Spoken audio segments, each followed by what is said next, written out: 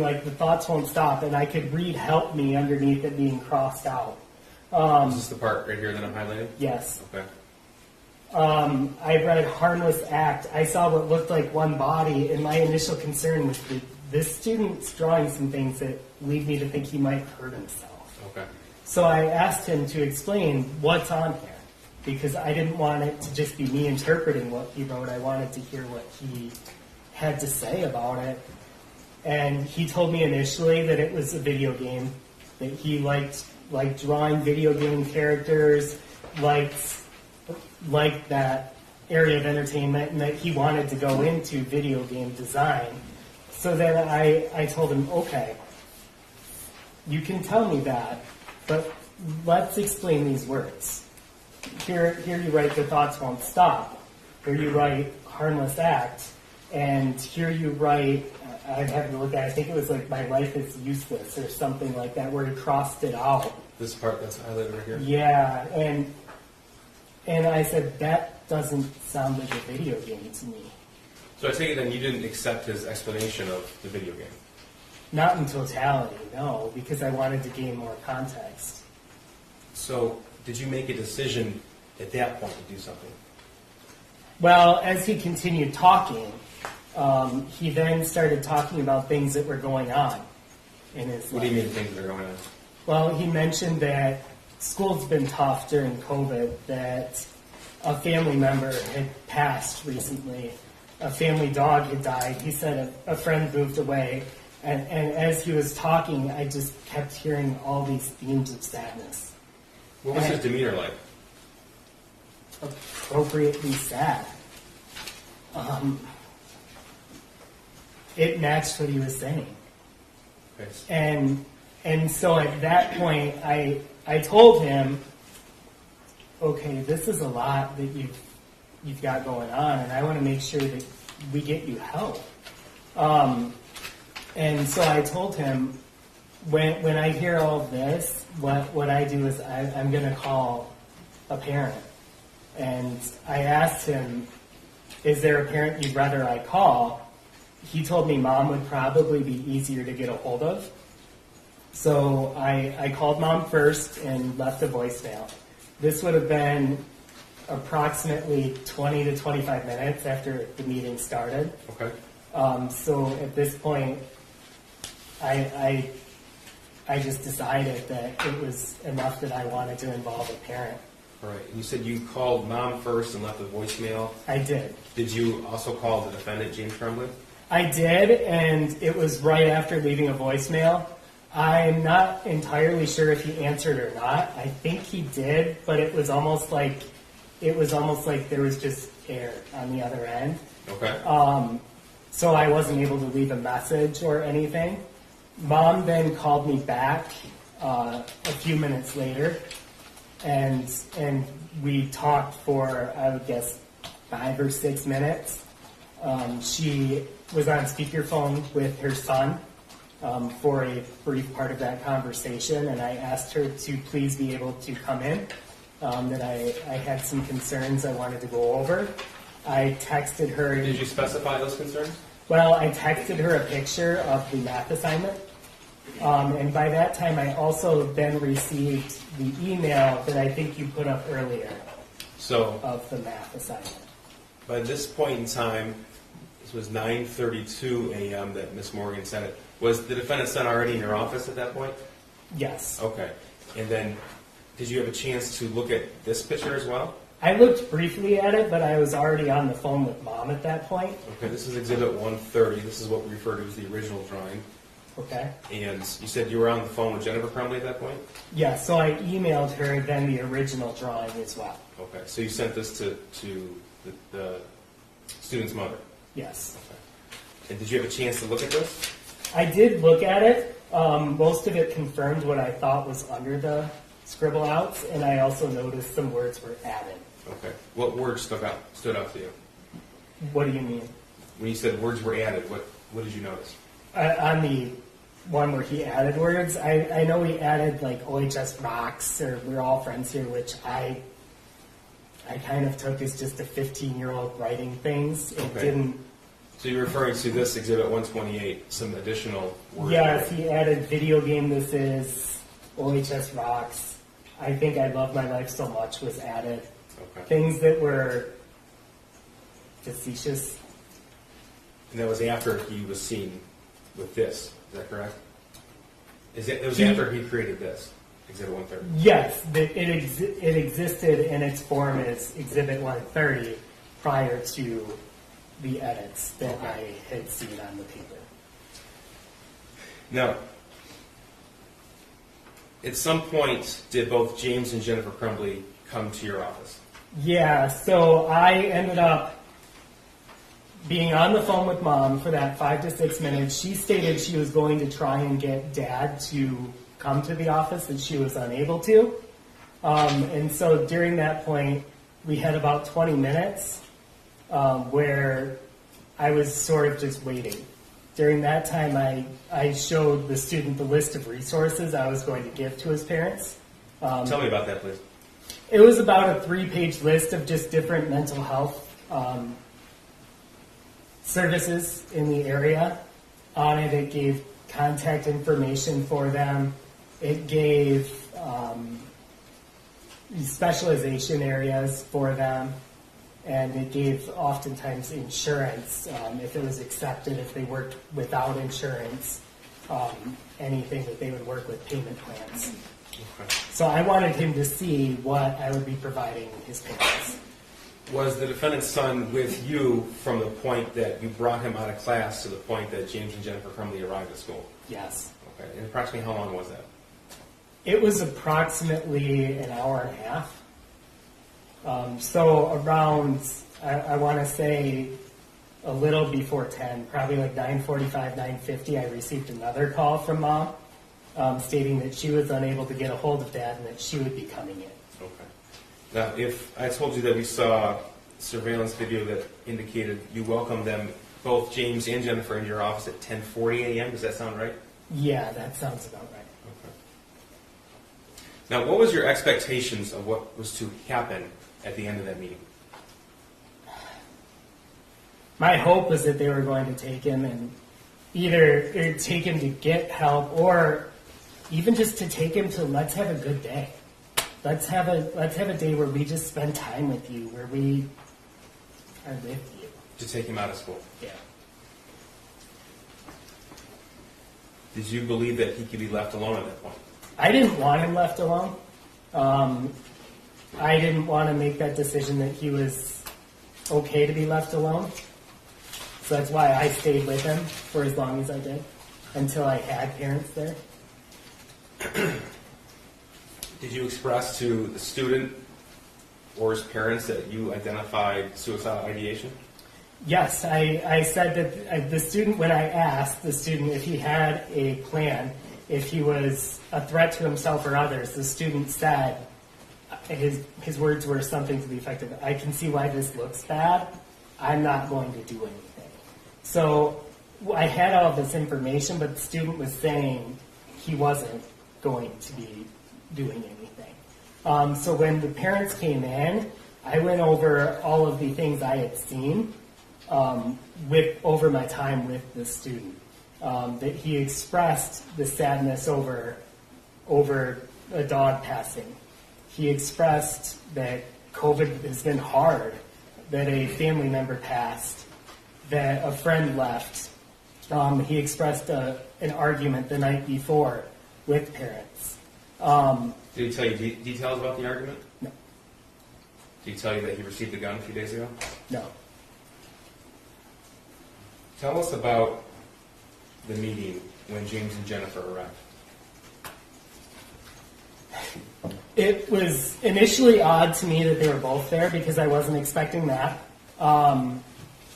But not to the point where I asked anything about it, just it was unexpected. Both parents followed me back to my office.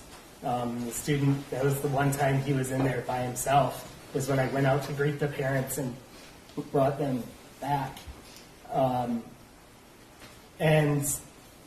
The student and his dad sat across from me, and Mom sat in a chair kind of diagonal from me. And Mr. Ejak had left once we had confirmed parents were coming, and he returned for that portion of the meeting. So really, I felt like parents were confirming what I had said without giving additional information. Well, hang on, let me ask you about that. You say confirming without giving additional information.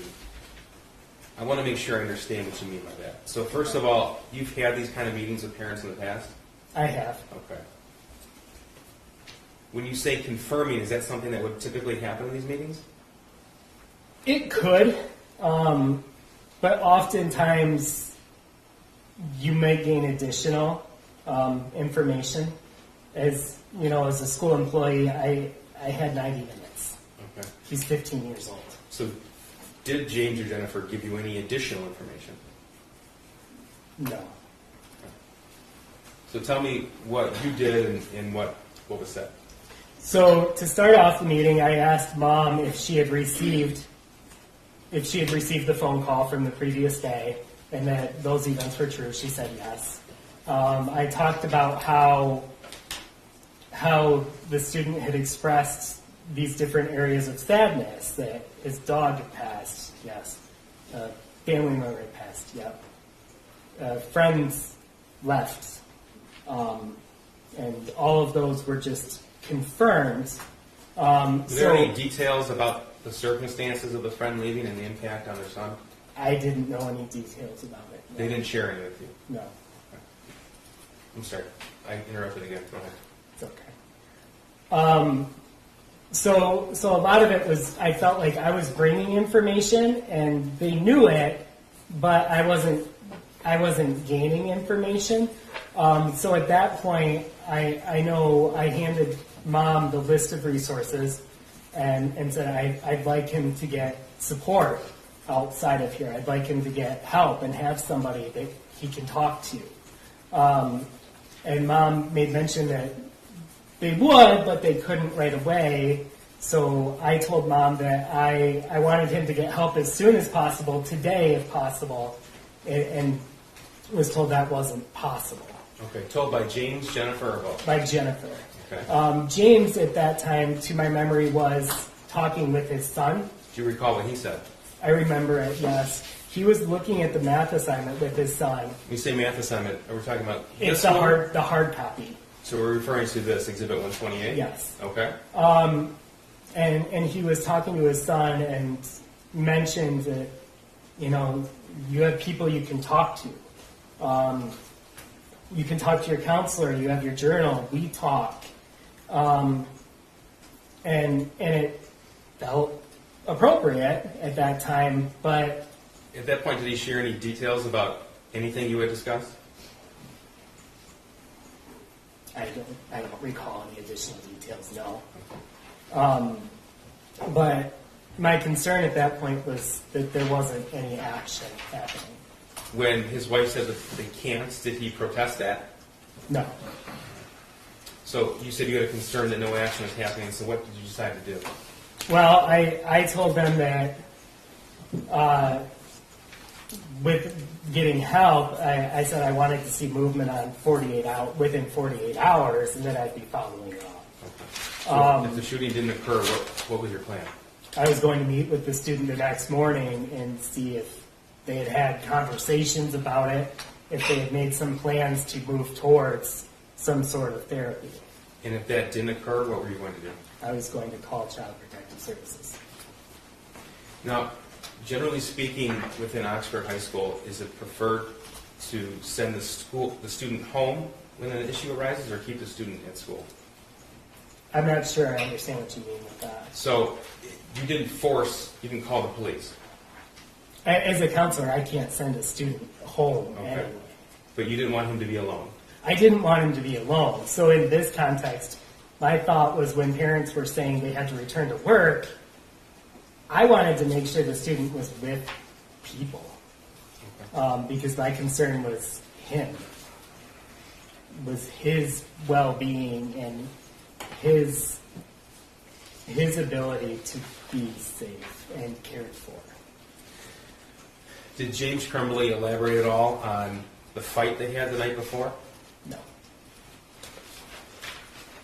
How long did tell us how the meeting ended. Jennifer asked if they were done, which felt abrupt. And during that time, the student had also expressed interest. He wanted to go back to class. I asked Mr. Ejak if there was any, like from a discipline standpoint, is there anything you need to do? Is there any reason he can't go to class? And I was told no. So I wrote him a pass to return to his end of his third hour. Okay. And Jennifer asked, are we done here? Did James protest at all? No. So tell us what happened as you wrote the student a pass. I told the student that I cared about him and wanted him to know that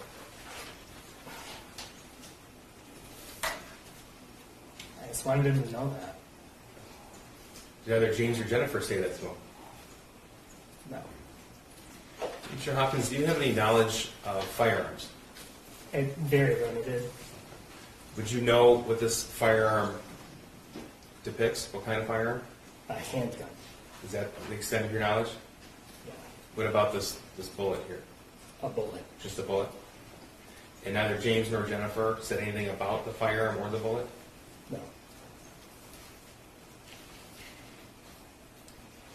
Now, you indicated that you passed on a 3-page list of resources for mental health providers. I did. Okay. I'm going to show you a screenshot of 137 here. In James's hand, does this appear to be that list of resources? Objection. I would say that calls for speculation. I don't think Mr. Hopkins knows what's in Mr. Crumbley's hand. Do you know what's in his hand? I know that it's multiple pages of paper, and I handed him a stapled 3-page piece of paper. Okay. Do you see anything in Jennifer Crumbley's hands? I do not. Well, a phone. And something in her right hand, but I'm not sure. Maybe. I see a phone.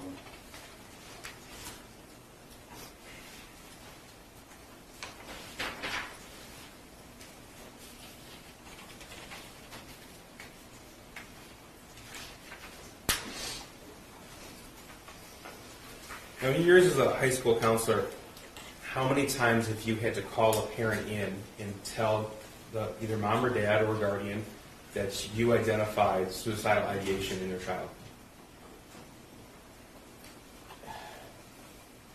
15 to 20, over a dozen. Okay. Any of those meetings, did a parent fail to take their child home? I can't think of any, no. Now, you indicated this was a confirming responses from James and Jennifer Crumbley. In those other meetings, were parents sharing information? Oftentimes, yes. Oftentimes, parents would come in and want to paint a more complete picture of their student, of their situation. Oftentimes, all the time, I feel parents know their kids better than I do.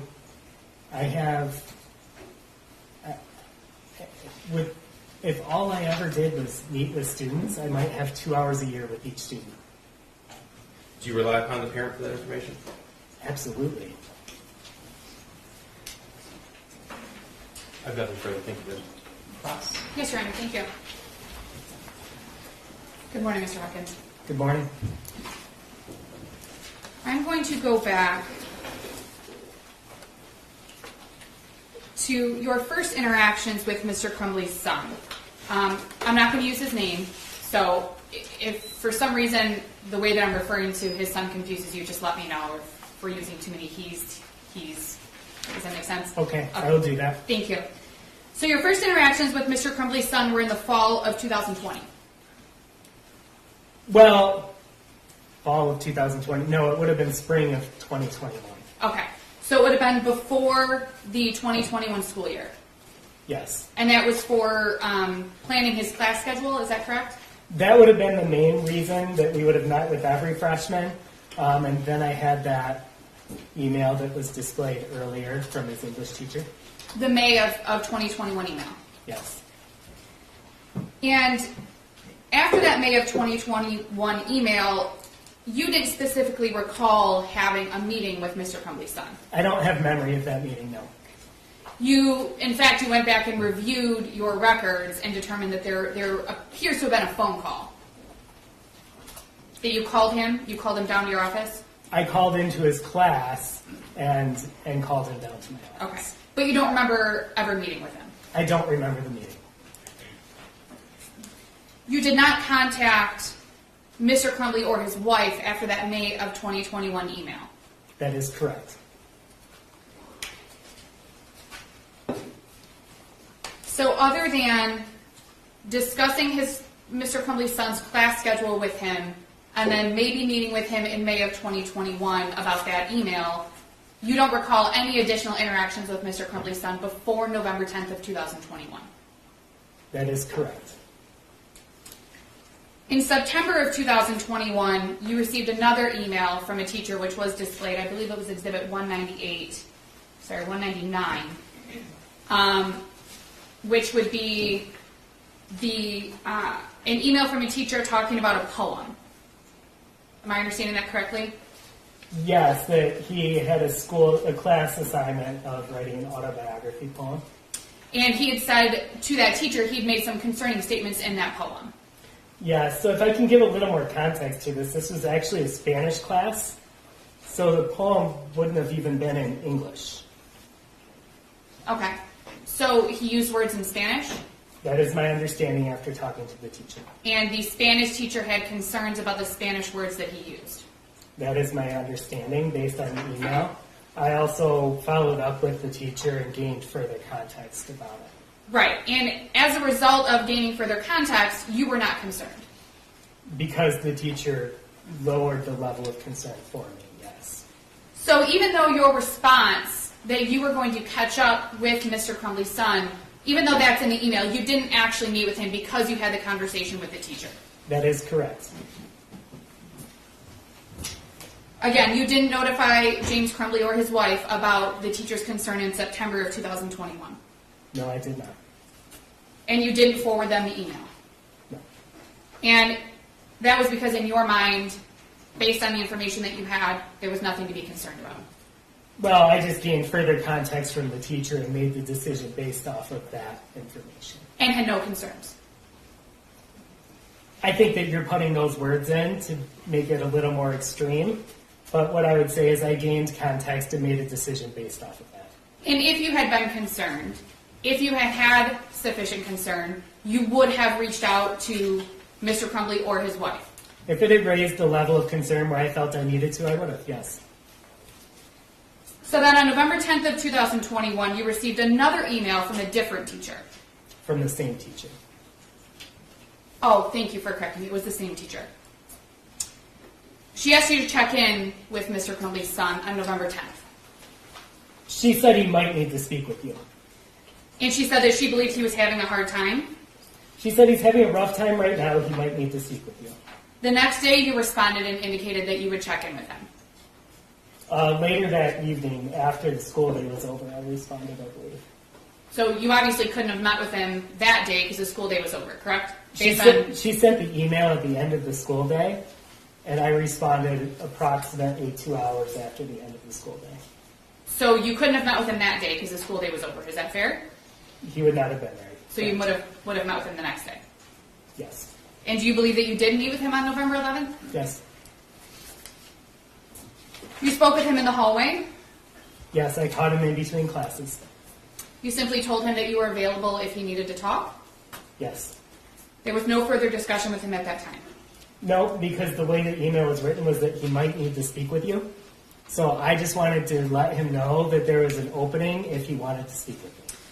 And having a rough time, like the teacher indicated in her email on November 10th, having a rough time isn't necessarily something that raises red flags. Is that fair? I didn't have any other context as to what was going on, and I just wanted to offer a chance for the student to speak if he needed to do so. And his response, if you recall, was something along the lines of, okay, thanks, okay. And I'm not asking you to quote him because I don't know if you remember, but it was not an uncommon response. Does that make sense? Yeah, it was a normal response given the situation. you did not email James Crumbley or his wife about that November 10th email, correct? I did not email them, no. Or the November 11th brief meeting with their son. Correct. You did not forward that email to Mr. Crumbley or his wife. I did not.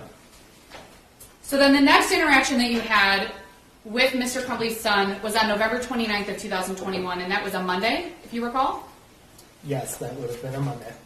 You were forwarded another email that was sent to Nicholas Ejak and Pamela Fine, is that correct? Yes, I was. And this third email, this is the third email you've received from a teacher since this school year began, if you recall. Yes, it would have been. September of 21, November 10th of 2021, and now November 29th of 2021. The email advised that Mr. Crumbley's son was looking at bullets on his phone at the end of class. Could I see the email? Yes. Exhibit 201. This is just the forward, so it doesn't have the actual email in it. You were advised that that was the concern, was that Mr. Crumbley's son was looking at bullets on his phone. I believe that to be true, but this email you have on the screen isn't the one that says that. Correct. The email doesn't say it, but you were aware that that's why the teacher was concerned, Could and I that's why see the that teacher was email? emailing. I don't know if that's in the email. That email was displayed earlier, I think. It was sent to Mr. Ejak and Ms. Fine. That was the one. It's at Unless the bottom. Oh, there we go. It's- There we go. Thank you. Yes, so this is the email I was forwarded. And it just was at the end of the hour. The teacher didn't get a chance to really find out what was going on, but it just glanced at it and had seen that. And I'll leave that up in case you need to look at it. Thank you. So you were aware that on November 29th of 2021, at the time you received this forwarded email, that Mr. Crumbley's son was looking at bullets on his phone in class. Yes, after reading this email, I was aware. At some point, well, let me go in order. Shortly after this email, you then met with Mr. Crumbley's son and Pamela Fine. Yes. And you met in your office or Miss Fine's office? It was in Ms. Fine's office. And you were there just as support, but Miss Fine did most of the talking. Is that fair? Yes, I would say that was fair. And Miss Fine talked to Mr. Crumbley's son about looking at bullets on his phone? She did. She actually asked him to describe why would a teacher be contacting me right now. And the student was forthcoming in what had happened in class. He was forthcoming. He was honest, to your knowledge, To our right? knowledge, he shared what we had in the email. He told you what class he was in looking at bullets. He said he was looking at bullets, and he even explained why he was looking at bullets, if you recall. He said that he and Mom had been at the shooting range over the weekend and he was researching what they had done. And if you recall, Miss Fine acknowledged that what Mr. Crumbley's son was doing may not have been appropriate, but there really didn't seem a lot of concern. Would you agree with that? Well, the concern was that it wasn't appropriate, and that the concern was then expressed by placing a phone call home. So the concern was the appropriateness of the behavior in class. Yes. And at that point, a voicemail was left for Jennifer Crumbley. Yes. You said that, if you recall, Mr. Crumbley's son was understanding during the meeting. He didn't fight with you about it. He listened, and eventually he went back to class. Yes, I would agree with that. Later in the day, you received an email from the same teacher who expressed that some of Mr. Crumbley's son's prior work may have been a little violent. No, that was in the same email.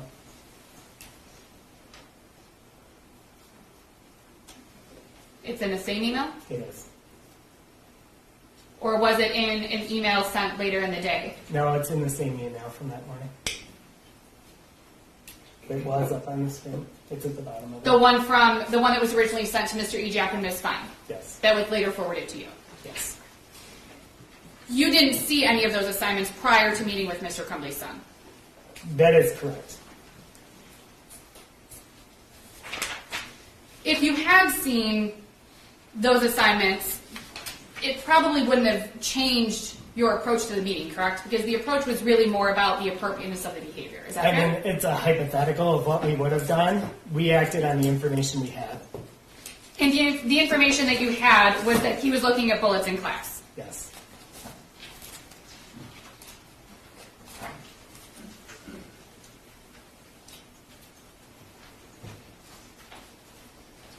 And looking at bullets is not necessarily something that is in itself concerning to you, correct? I think you're kind of trying to put it in like a pigeonhole. We were trying to gain context of what was going on in the situation. Because a student looking at something on their phone at the end of the hour is different than a student brazenly doing it throughout the entirety of the class. But our conversation was, is this school appropriate or not? And in fact, if you recall, your position was at the time, it wasn't necessarily concerning because he was honest about it. It seemed kind of a commonplace thing given the Oxford community and the gun culture in the Oxford community and things of that nature that you took into a factor. We took a lot of things into a factor, including the fact that we conversed of how it was not school appropriate. And that's why a phone call was placed home.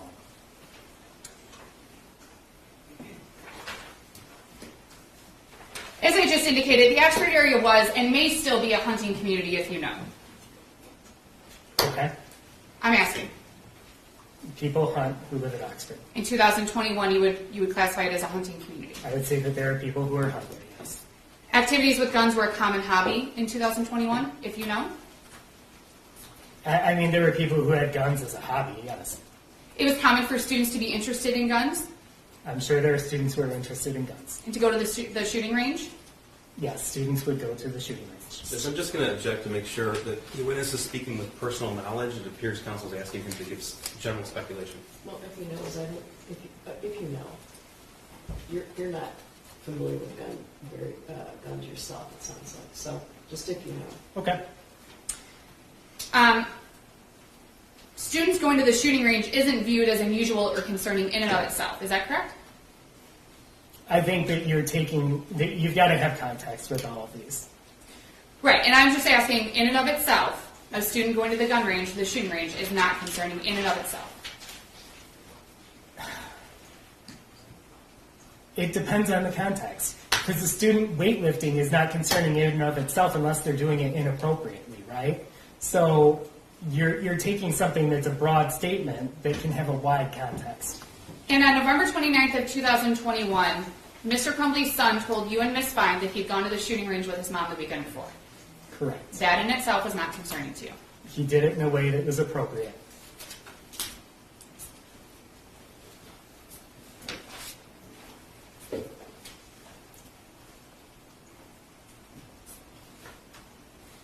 You would agree, and can you refresh my memory, how long were you in the Oxford School District as of 2021? 7 years. And in that 7 years, you learned that many households had firearms in the household. Would you agree with that, if you know? What is many? There are people More who than own 10? guns. There are people who own guns. Okay. And you, as a counselor at the school, you were aware of that? Yes. It wasn't completely unheard of. No. It was also relevant when looking at the situation, it was also relevant for you to note the fact that Mr. Crumbley's son was not hiding that he was looking at the bullets, or didn't hide it from you when he spoke with you and Miss Fine. Well, he didn't lie about what had happened. And that was important to you. Yes. As a result of the meeting with Miss Fine, with you and Miss Fine, Mr. Crumbley's son was not disciplined. To my knowledge, no. There was a phone call placed to his mother, which we've talked about. There was a voicemail left. You did not yourself call Mr. Crumbley. I did not. You did not forward him the emails that you received. I did not. You don't know if that voicemail was ever shared with Mr. Crumbley. Is that fair? Well, we talked about it in our meeting the next day. Okay. On the 29th, you don't know if Mr. Crumbley was ever made aware. I would have no way of knowing that. No. Right. You wouldn't know. You responded to the situation of Mr. Crumbley's son looking at bullets on November 29th on his phone with the information that you had. I did. And from what you knew at the time, other than the behavior being inappropriate for school, you didn't see anything else that might have been concerning. Well, and I want to make clear, I wouldn't be the one doing discipline in this situation. So, And I'm asking, and let me clarify, I'm just asking from a counselor's perspective. I'm not asking for discipline. You clarified that Mr. Eject did discipline and Ms. okay. So, could you repeat your question, please? Yes.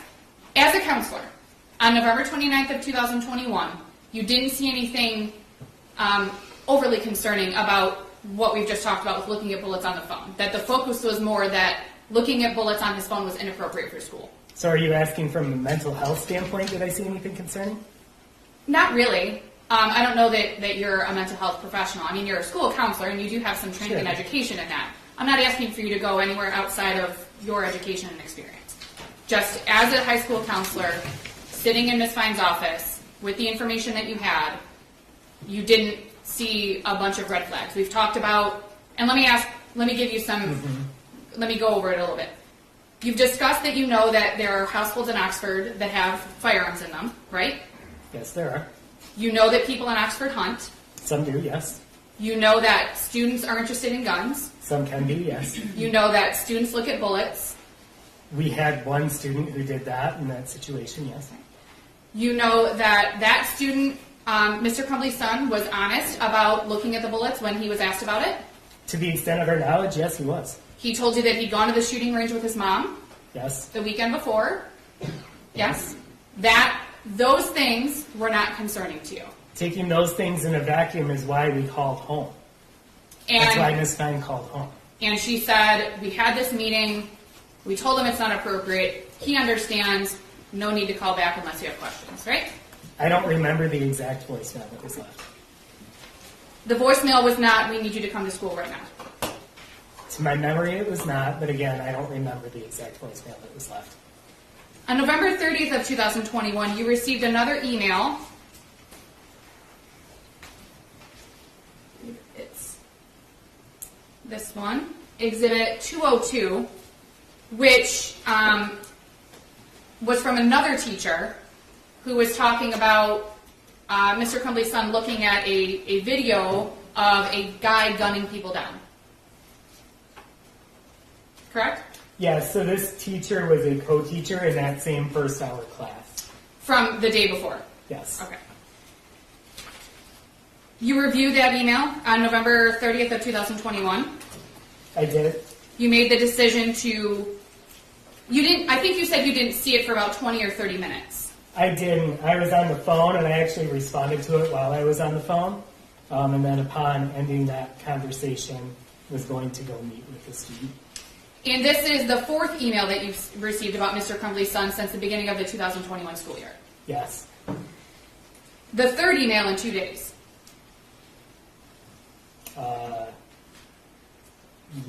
Is it? You would have received the I think it's the second in 2 days. November 29th email about the bullets, and then do you recall receiving a follow-up email later that day? It was a confirmation of that. Okay. Yeah, so this is the second one with additional information. Okay. The second one on a different issue. Is that Yes. fair? Okay. Yes. The teacher described the video as a movie scene, but not a real event. Yeah, she said it looks like it's a movie scene and not security footage / a real event. She expressed some concern based on, quote, some of his other behaviors. Yeah, but definitely still concerning when taking into account some of his other behaviors, yes. You did not forward this email to Mr. Crumbley after you received it. Well, no, but over an hour later I called him into the school. Right. And you decided after receiving this email that you were going to meet with Mr. Crumbley's son. Yes. Approximately an hour after receiving this email, Mr. Ejak advised you of another report made by a teacher about Mr. Crumbley's son. Yes, as I was about to go and call down his son, Mr. Ejak actually came into my office with information about the math assignment. And that there were some concerning comments and markings on the math assignment. I didn't have any context about the math assignment. I just knew there was something about it. At that point, you hadn't seen it. You were just I going know. off of what you were being told. Is that fair? That is fair. Okay. So you went to Mr. Crumbley's son's classroom. I did. You called him out of class. I walked to his classroom. Yeah, when I called out, I meant like at his classroom. You went and got him. Yes. Okay. While you were there, you also obtained a copy of the worksheet that we've seen. I did. And that would have been what I call the modified worksheet. That would be the one that had the things scratched out and the words added that you identified and things like that. Yes. Okay. You and Mr. Crumbley's son went back to your office where Nicholas Ejak was waiting in your office, if you recall. Yes, that is correct. It was at that point or shortly thereafter that you called Mr. Crumbley's wife. Approximately 20 minutes into our meeting, yes. So you met with Mr. Crumbley's son for about 20 minutes. Yes. It was during that meeting that Mr. Crumbley's son told you about his family member passing away, He did? about his dog passing away, Yes. about his friend moving away, Yes. talked about COVID being hard on him. Yes. He had a hard time with virtual school, if you remember. He did say that, yes. And you asked about the drawings and the markings and the things on the assignment that you had in front of you. Yes, I asked him to clarify what was going on in the assignment, but I also talked about the email I had received, and I had also talked about in context of the conversation we had yesterday. Okay. So some of the meeting was about inappropriate behavior. Is that fair? It started off with a conversation about that because I didn't know what was on the phone, so I asked him what he was watching.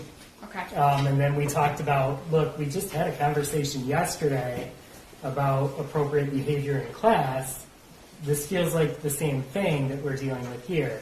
And after we had talked about that for a few minutes, I brought the math sheet out and asked him to start explaining to me what was on there. And when the prosecutor was asking you questions, you said initially when you got that email around 8, well, it would have been 8:30 when you saw the email from the teacher, initially you were frustrated. In fact, you used the word frustrated. I was frustrated. And it was kind of like, we just talked about this yesterday. Does that kind of explain what you were feeling at the time? Yes, I would say that it was, we just had a conversation about this. Why am I hearing about something similar again? So you talked a little bit about that, and then you talked about the homework, or the math assignment or the math paper that we saw, and you asked for some more context about what was on the paper. Well, initially I asked him to just describe what was on the paper, and he started talking about how it was a video game, that he liked designing them, liked drawing them. And then I asked for him to explain the words on it, because I didn't feel those were as easily explained by simply stating, well, it's a video game. And in fact, you said that you didn't want to give context to his words. You didn't want to assume what he meant. You wanted to hear from him what those words meant. Yes. And he gave context. He did. That's when his demeanor changed from kind of being like, what do I have to say to get out of here and to stop getting in trouble, to he became sad. And you used the word appropriate to describe his level of sadness based on what he was telling you. The way he was acting matched what he was saying. To me, it's sad if a family dog dies or a family pet dies. It's sad if a relative dies or a friend moves away. So his demeanor matched what he was saying. And again, in and of itself, being sad is something that you talked about you saw an increase of after COVID in your students. Do you recall that? Yes. And we did.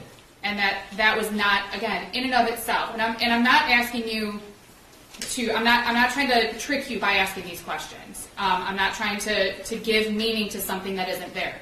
I'm asking you, based on the information that you had at the time, you felt that his sadness was an appropriate level of sadness, not overly concerning. We'll talk about it a little bit more, but the sadness itself was not necessarily overly concerning beyond wanting him to talk with someone.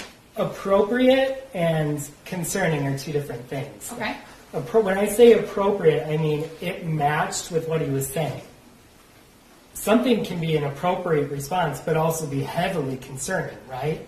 Like, I don't know a good example off the top of my head, but what I'm saying is his demeanor matched with what he was saying, but to me it was concerning, which is why I called parents. Right, exactly why you called parents. So if he had been sitting in front of you and talked about these losses and was kind of like, yeah, it's no big deal, it's not a big deal, that could also be concerning. It would be a different type of concern, Okay. yes. If he said, I lost the top to my pen and was crumbling in pieces and falling into a puddle of tears on your floor, that would be concerning, but for different reasons. It would be memorable and Okay. concerning, yes. So the losses that he experienced, you agree, I think we can all agree, were significant. I think when taken in totality, yeah, And he was showing you that he was sad. yes. He was also expressing during this meeting that he had concerns about missing class, if you recall. He did, especially as after classes changed, which is a normal thing. He expressed that he was worried about missing his chemistry class, which was his next class after the math class. So during that time, Mr. Ejak went and retrieved his belongings and went to go get homework for his chemistry class. And I'm going to go over that in just a second, too, but if you recall, and I don't know if you pay close attention to your students' attendance, but if you recall, Mr. Crumbley's son had pretty good attendance. He did. He didn't miss school a lot. No, he did not. If you recall, his grades weren't great.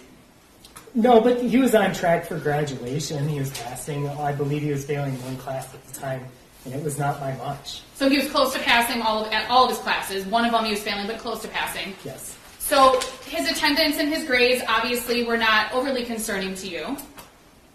I wouldn't say overly concerning, but a student who cares about class and wants to, he had expressed an argument the night before and wanted to go to class, had expressed, frustration of missing school during COVID and just that entirety. So it wasn't strange at that point to have a student not want to miss class. Right. That wasn't odd to you at all, given his history. Now, if he were somebody who missed school all the time and was failing all of his classes, he's like, I really want to be in school, I really want to do my homework, you might feel a little differently. Is that fair? I would say it was in line based with the information I had. Okay. And you said that after Mr. Crumbley's son expressed these concerns about missing class, that Mr. Ejak went to his was it first hour class to get the backpack? It would have been in his second hour class where his belongings were, yes. So he went, Mr. Ejak went to his second hour class to get his belongings and brought his belongings back to your office. Yes, this would have been after we had confirmed parents were coming, probably a little after 10 a.m. He, if you recall, began working on schoolwork, waiting for his parents to get there. That is my recollection, yes. Also, if you remember, while you were waiting for his parents, you also began watching some videos with him. Yep, so he had expressed different things he wanted to do after high school, and he had expressed wanting to go into video game design. I know that when students are waiting for parents, it can be high anxiety time for them. So I wanted to try and engage him as best as I could. So we actually watched videos from the OTEC, the Technical Center campus, where they had programs that were centered around what he wanted to do. So we talked about what it would look like to do an application for them, because he was a sophomore and he would be able to apply for the next school year. And so I did that, one, to kind of just bridge that time that could be high anxiety, and two, if you have any inkling that a student may potentially be displaying any signs of suicide or suicidal ideation, getting a gauge of future plans is crucial. So I wanted to get that gauge as well. And he did that, and he picked out some videos to watch, is that fair? And you picked some out? Yeah. You also asked him during that time if he was a threat to himself or anyone else. I asked him that earlier. And that is part of your assessment of the situation, is that fair? Well, it was a question I felt needed to be asked based on what I had. And based on your education, your experience, and your training, you know that that's an important question to ask. In that situation, yes. And he basically said, I know this looks bad, but I'm not going to do anything. Yeah, it wasn't said as flippantly, but it was, he understood, like, I can see why this looks bad. I'm not going to do anything. Okay. So, although you had concerns, you also had the student in front of you reassuring you that he was not going to hurt himself or anyone else. Based on what he told me, yes.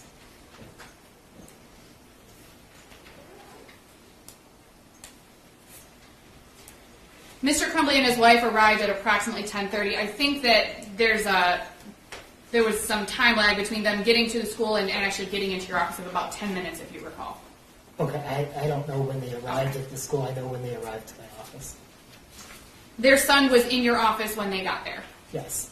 Mr. Ejak came into the office after Mr. Crumbley and his wife came into your office. Yes. Because at some point he'd left while you were sitting with Mr. Crumbley's son. He left once we had confirmed that parents were coming. Mr. Ejak comes back in. When Mr. Crumbley and his wife walk in, I just want to lay the room out a little bit. So there's your desk. You're on one side. On the other side was Mr. Crumbley's son. Yes. There was a second chair in front of your desk. Yes. Mr. Crumbley sat in the second chair next to his son. Yes. And then Mrs. Crumbley sat in a third chair that was available in was it behind Mr. Crumbley a little bit? So there were two across from my desk, and then there was one that was kind of off on a corner, Okay. and that's where she sat. Your office was not the size of this room, is that fair? Yeah, that is fair. Okay. Fairly small.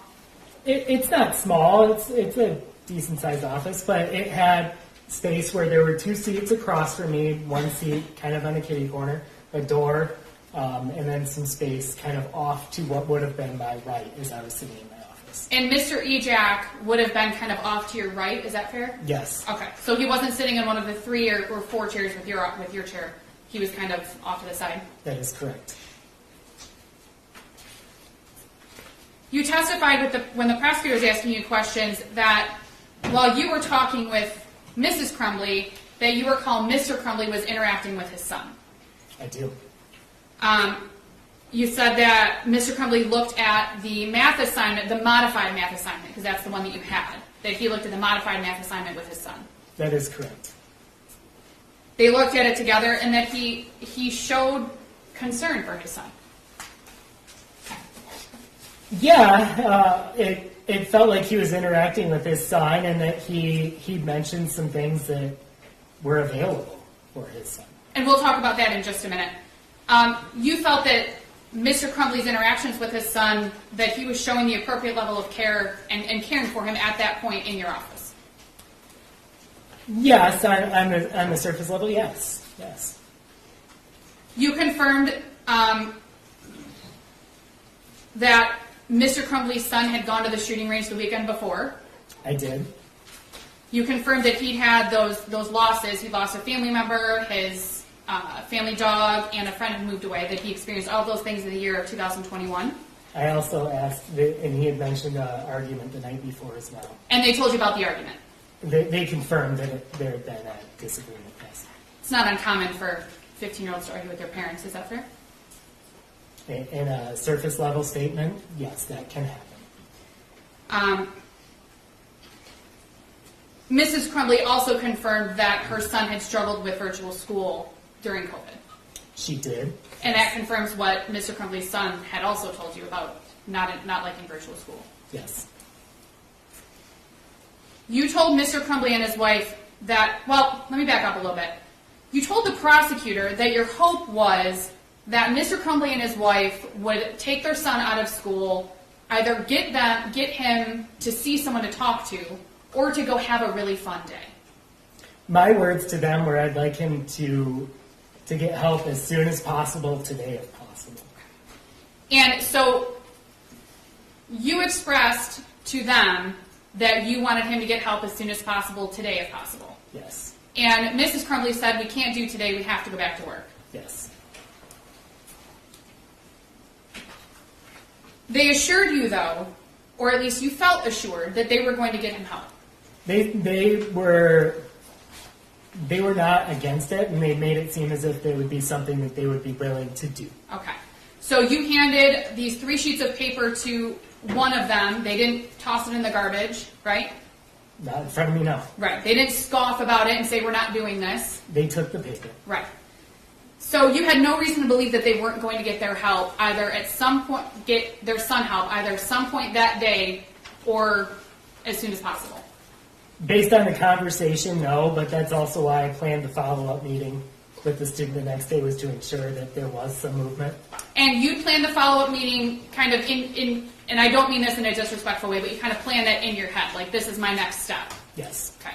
You didn't express that during the meeting. No. In the meeting, you expressed that you were going to follow up in about 48 hours. Well, because when Mom said that today wasn't an option, I said 48 hours then, I'll be following up. Okay. So in your mind, you had some kind of timing that you were going to follow up to make sure that things were being followed through on. Obviously, we know that first check-in point didn't come. But you told them within 48 hours you wanted something done by the next morning.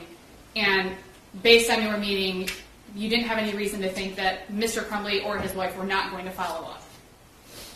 I would agree. Essentially, you wanted to ensure, and I believe that you expressed this to Mr. Crumbley and his wife, wanted to ensure that their son's situation and his sadness didn't get worse. Right. I wanted to ensure that we had something that, if left unchecked, could get worse. Right. So sitting in the meeting, you weren't concerned necessarily that that day, or even by the next morning, that their son was going to harm himself. Based on what he had told me, I did not believe him to be actively harming himself, no. Or anyone else. Based on what he had told me, no.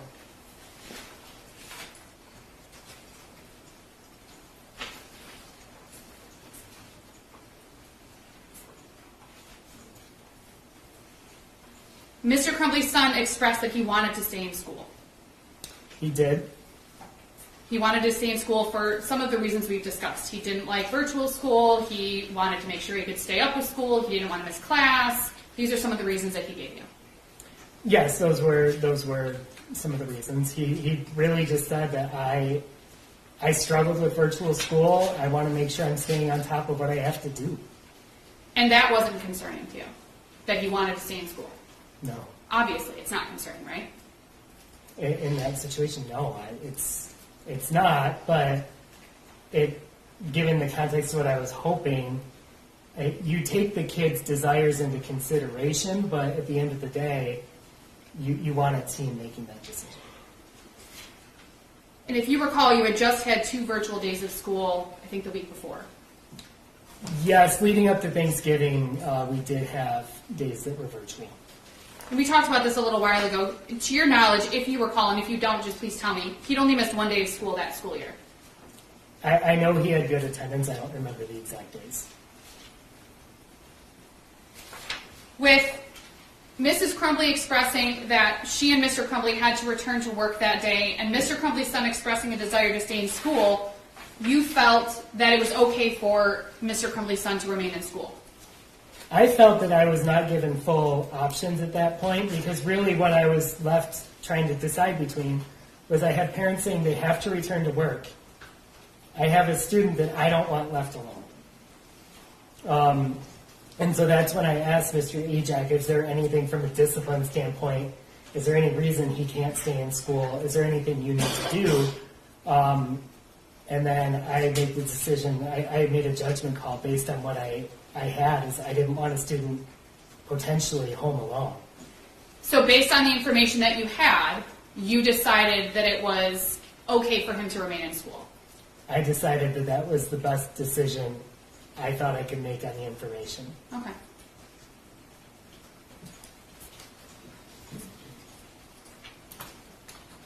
Based on that meeting, Mr. Crumbley's son, to your knowledge, was not contemplating suicide. You said that he had suicidal ideations, but that's different than being actively suicidal. It is. The student stated that he was not actively suicidal. You knew that he had been to the gun range with his mom the weekend prior. Yes. You knew at a minimum that he had access to a firearm the weekend before because he went to the gun range. I knew that he had been to a gun range and had used a firearm at a gun range, yes. You did not ask him on November 30th of 2021 if he had access to a firearm. I did not. You had no reason to look into whether or not he had access to a firearm. Would you agree with that? Based on the information that you had.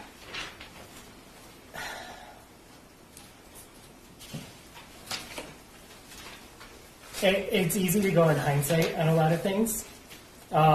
Based on what my concerns were, I was concerned about student well-being. And again, you said it's easy to go in hindsight. So we know what happened within a couple hours of this meeting. Sure. We all in this courtroom know what happened. It's easy for us to look back and say that different decisions could have been made, right? I made the decisions I made based on the information I had At the time. at the time. You don't have the benefit of hindsight at 10:40 or 10:50 a.m. on November 30th of 2021. Is that fair? I had 90 minutes of information. You suggested that his parents find a therapist for him to talk to or evaluate him. I did.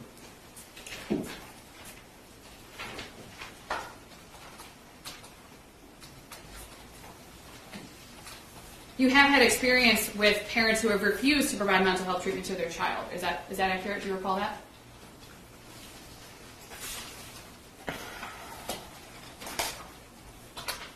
Off the top of my head, I'm not recalling a specific instance of that. If it occurred, do you remember testifying previously about that? I don't know. Okay. Would reviewing your testimony on that help to refresh your recollection? If we want to bring it up, sure.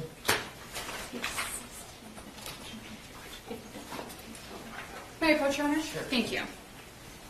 If you'd like to read the highlighted questions, Mr. Crumbley, thank you. You can just read that to yourself and let us know if it refreshes your recollection, all right? Thank you, Your Honor.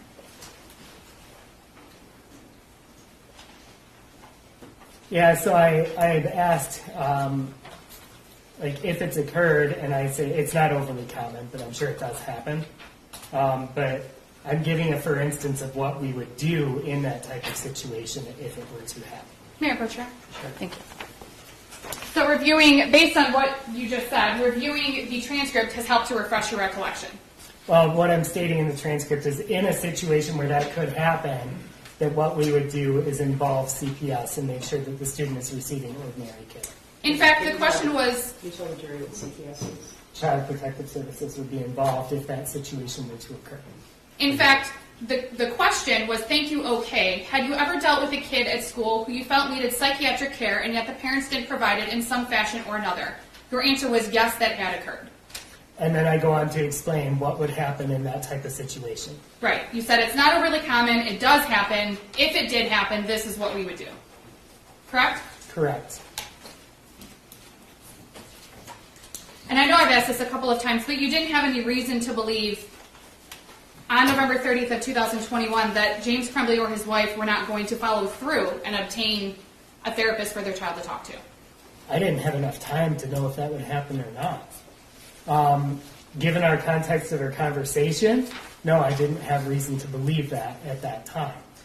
If you recall, the meeting with Mr. Crumbley and his wife and their son concluded at approximately 10:50 in the morning.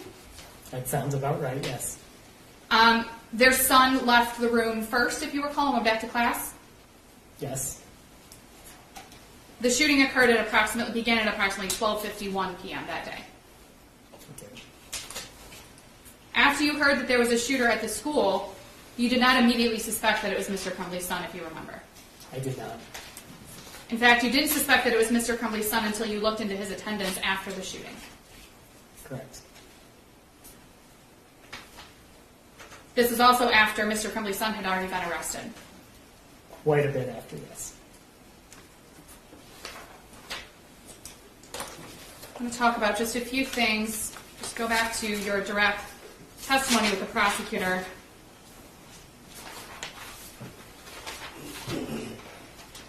Said that calling a parent in is a high level of concern.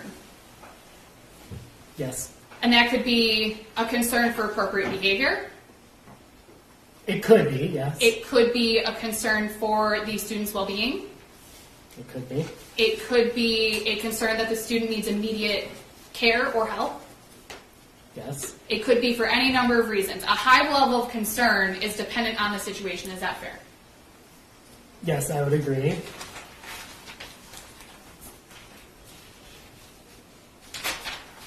You're concerned with going to Mr. Crumbley's son's class on November 30th of 2021 is you specifically mentioned that you went because it doesn't raise it doesn't basically raise concern or red flags if a counselor goes down to get a student out of class.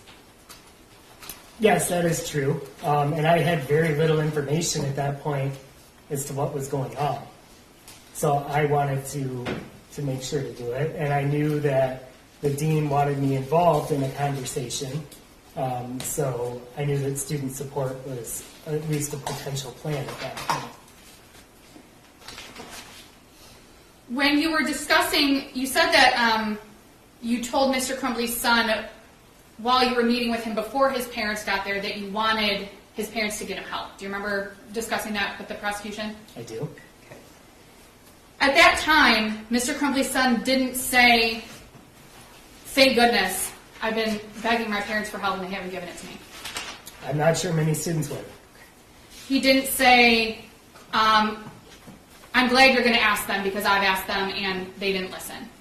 He did not say that, no. He didn't say, I really need this and I'm really glad that you're doing this for me." He did not. He didn't say any of that. No, which also would not be, it's not uncommon for students to not have a big response to something like that. If he had said any of those things, obviously your reaction would be different when Mr. Crumbley and his wife got to the school. It would be different information that I did not have, yes.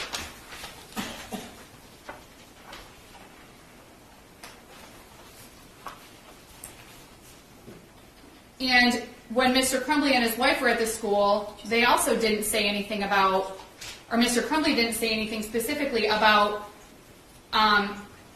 wow, son, you really did need some help. You've been asking me for it, right? No. The discussion was simply looking at the math assignment, the modified math assignment, and then Mr. Crumbley expressing to his son, you know you have people to talk to, right? That was a piece of it over the 10 minutes, yes. That they've talked.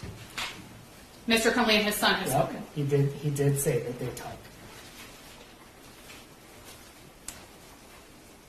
When discussing the impact of Mr. Crumbley's son's friend leaving, you don't know that Mr. Crumbley's son had ever expressed how significant that impact was on him. Is that fair? Until sitting in your office.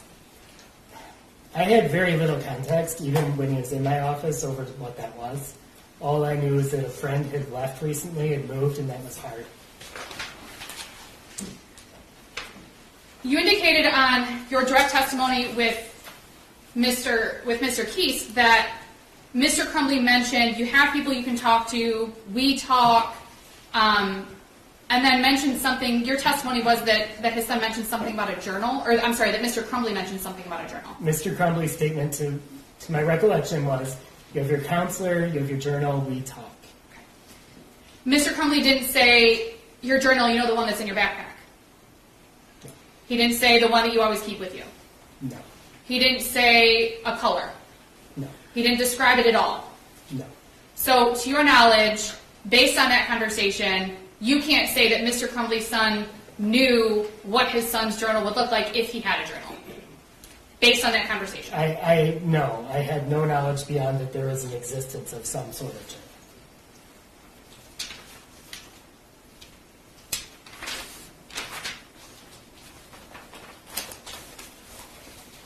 One moment, Your Honor.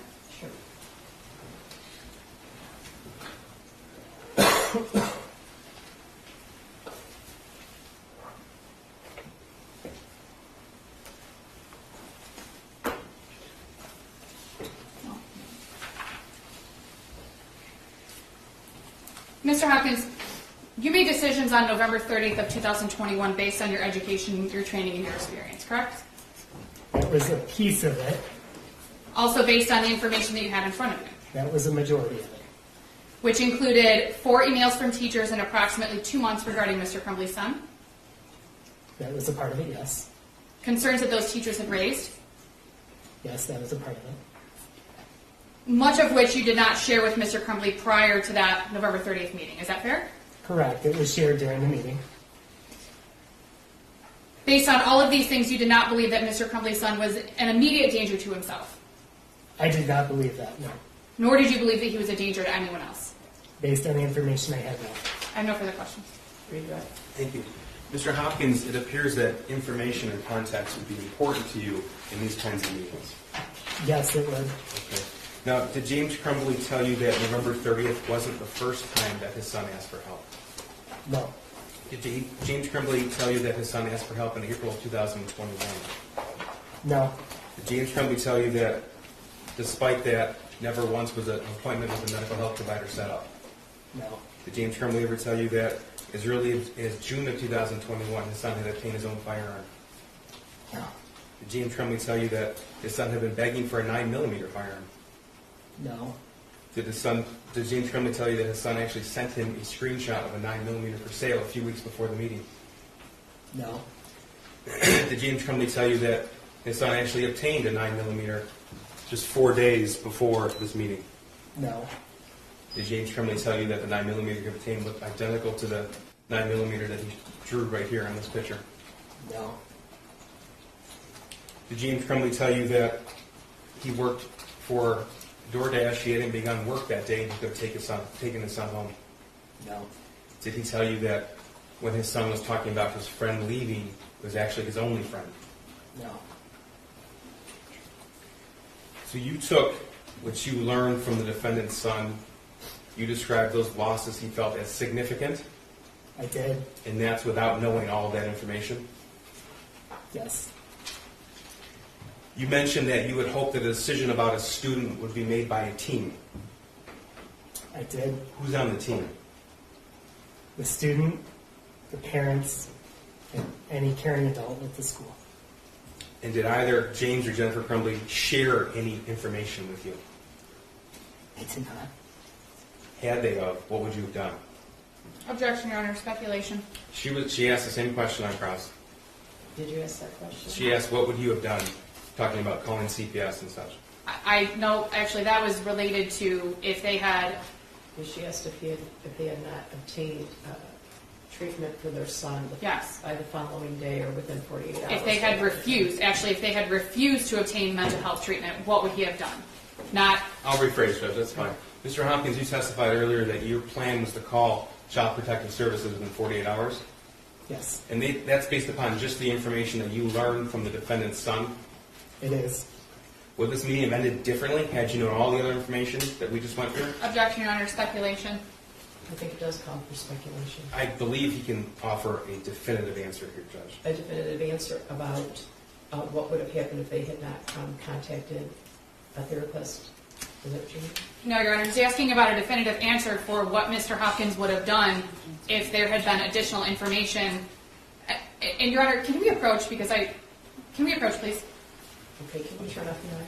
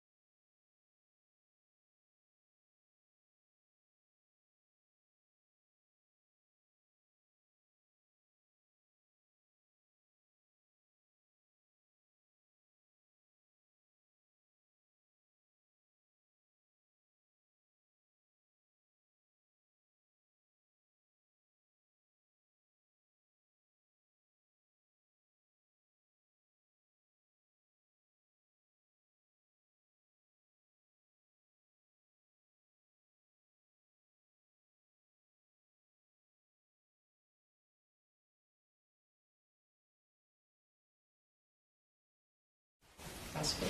Thank you, Mr. Hopkins. You were asked on cross-examination that you didn't ask the shooter on November 30th if he had access to a gun. Do you remember that?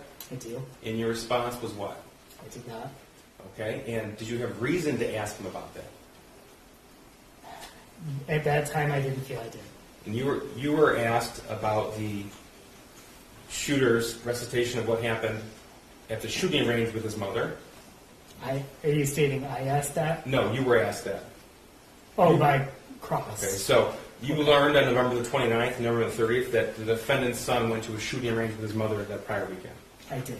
Did James Crumbley tell you that the shooter actually shot his new gun? No. Thank you. I have nothing further. You can step down and you're excused. You guys need a break. Thank you, Judge.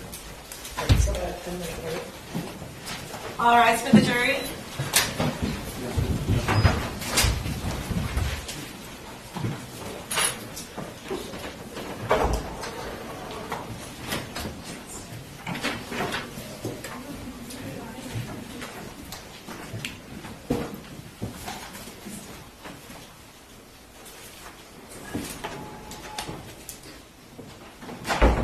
Are you going to be seated?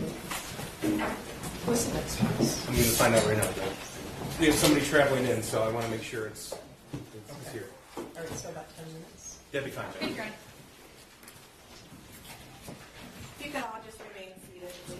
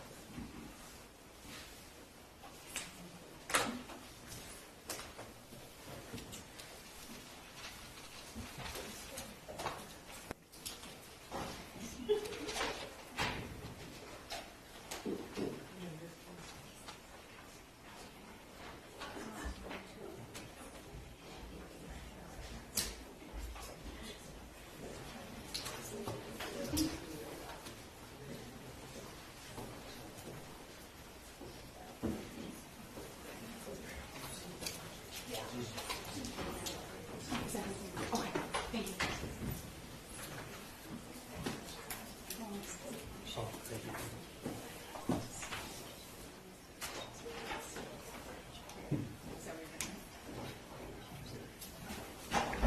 All right.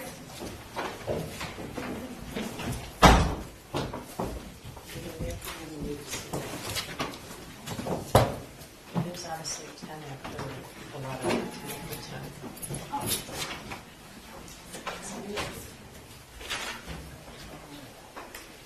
Your Honor, calling People First James Crumbley, case number 22279-989-FH. Thank you, Marquise, on behalf of people. Karen McDonald on behalf of the people.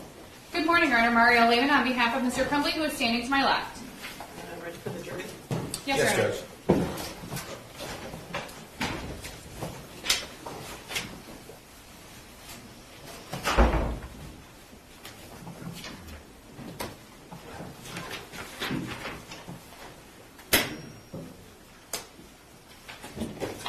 Who's the next witness? Mr. Nick Ejak.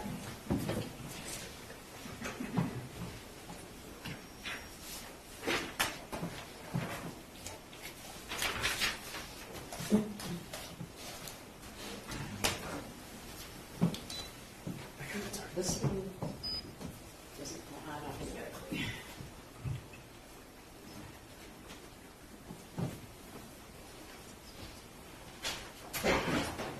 All rise for the jury. Yeah, is there one right there? This one doesn't go on automatically. The other one.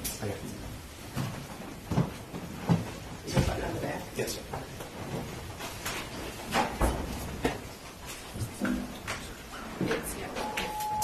You may be seated. Who's the next witness? Nick Ejak.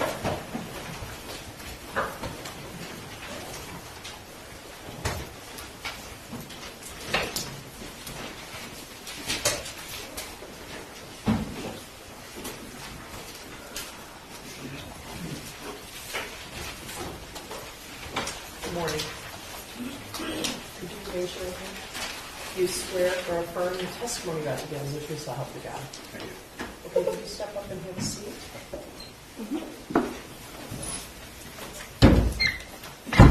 And then could you state your name for the record and spell your first and last name? Sure. Nicholas Ejak, first name Nicholas, last name Ejak, Ejak. Go ahead. Thank you. Good morning, sir. Good morning. In the year of 2021, where did you work? Oxford High School. Okay. And what role did you work there? I was the Dean of Students. And could you keep your voice nice and loud? Sure. I was the Dean of Students. Okay. And tell us, please, what does the Dean of Students do?